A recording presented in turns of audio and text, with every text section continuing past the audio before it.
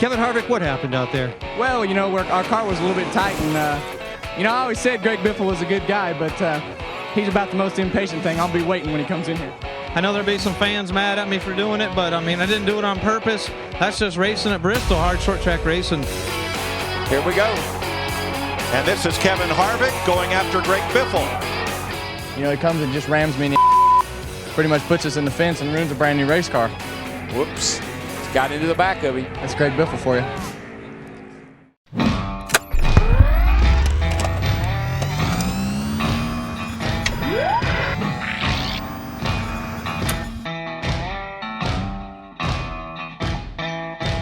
Biffle was a throwback driver amid a racing series in transition. He was confident and brash. Ask him if he should have won other races that he didn't end up winning, and he could rattle off several wins that got away. Not with bravado, but with just a matter-of-fact air of how circumstance or a team miscue resulted with the victory slipping through their hands. That made Biffle a fun driver to root for and a fun driver to write about. He was fierce, and he loved to race. He maybe wasn't the hate-to-lose type of a Kyle Busch, but he loved to win. What you kids don't know, that is what made Biffle the lovable Biff of the NASCAR Cup Series.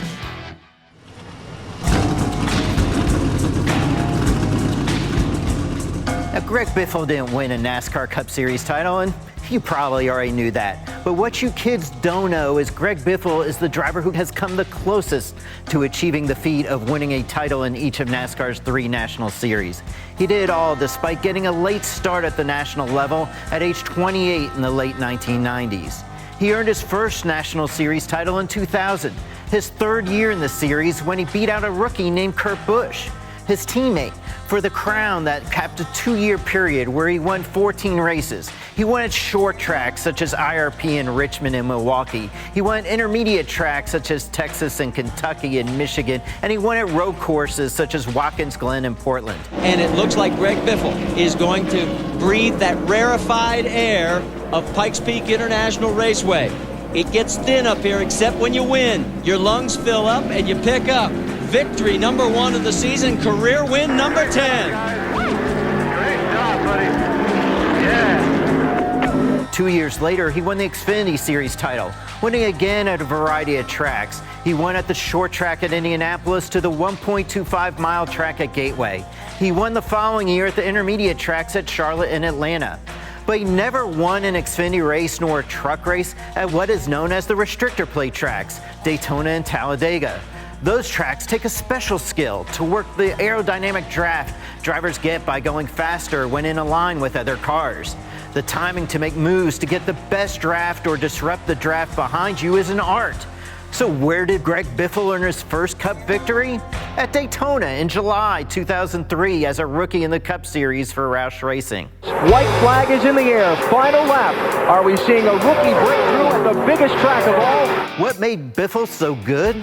He knew what he wanted in a car, probably the result of him spending several seasons winning race after race after race on short tracks in the Pacific Northwest. After former Cup champion and TV commentator Benny Parsons saw him win a major late model race that featured some of the best West Coast short track racers, Parsons mentioned Biffle's name to Jack Roush, and Biffle soon found himself in a truck for one of the legends in the sport. What Parsons saw that day is what many of Biffle's competitors would see dozens of times over the next couple of decades. When Biffle could sniff the lead, when he could taste the win, he was relentless. Biffle was one of those drivers who, when he didn't have the feel he wanted or the confidence in the car, he wasn't necessarily going to carry that car on his back, but put him in that position where the trophy and the paycheck dangled like a carrot, and he turned into the driver who would not be denied. In most of his victories, he led dozens of laps, but there was the occasional rally. At Homestead in the 2005 finale, he only led 9 laps, including the final 8, to win the race and finish the season second in the standings. That would be the closest Biffle would come to winning a title, and it does leave a little bit of what could have been.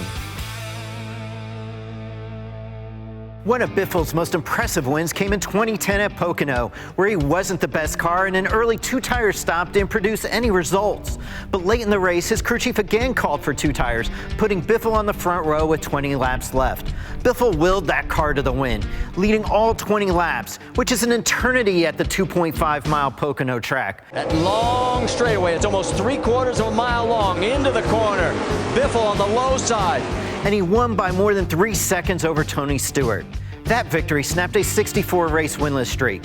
And that victory was an emotional one as team owner Jack Roush remained in the hospital after a plane crash a week earlier. It was for Jack, guys. You heard it. Yeah, I hope Jack's watching. Jack's got to be watching, and this is the best medicine he could have had, guys.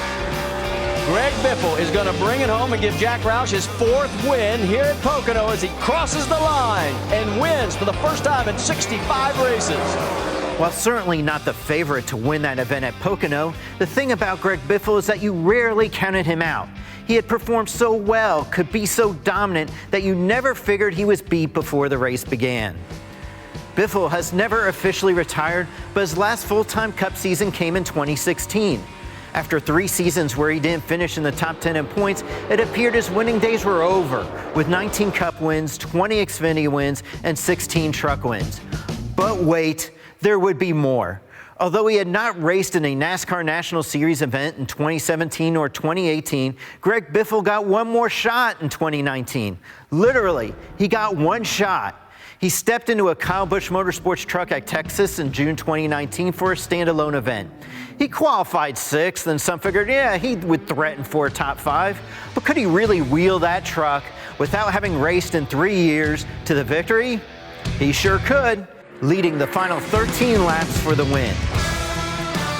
Great job, guys. Great job, man. Great job at the finish, guys. Great call. Woo! Yes! It's been 6,434 days since Greg Biffle last won a truck race. That increased his National Series win total to 56 and also gave Greg Biffle a little bit of rock star status. It was a message of, hey, I've still got it. You kids don't know how much Greg Biffle would walk into some tracks as one of the favorites. He won 4 races across the 3 National Series at Michigan, at Texas, Fontana, and Dover. He won 3 Cup races at Homestead. When you went to those tracks, you watched what Biffle was doing because you figured he would be a threat. Biffle is still competing today as he made an appearance in the Superstar Racing Experience. If you would doubt that if he got in a competitive NASCAR race car, he could still lead laps, and if he could lead laps, he could win races. The ones who doubt Greg Biffle probably never saw Greg Biffle race. They will look at these stats and see a very good but not great racer. But think for a moment. What would Biffle's stats be like if he had started at age 22 or 24 or even 26 in National Series races and not 28? They likely would have been better. He was tearing up the tracks in the Northwest at the time, and it would have given him more time before NASCAR transitioned to the car tomorrow, which frankly was a vehicle that didn't really fit with one of Biffle's best attributes, manhandling a car that sits low to the ground but without a front splitter that drags. That's what you call a good day at work, guys.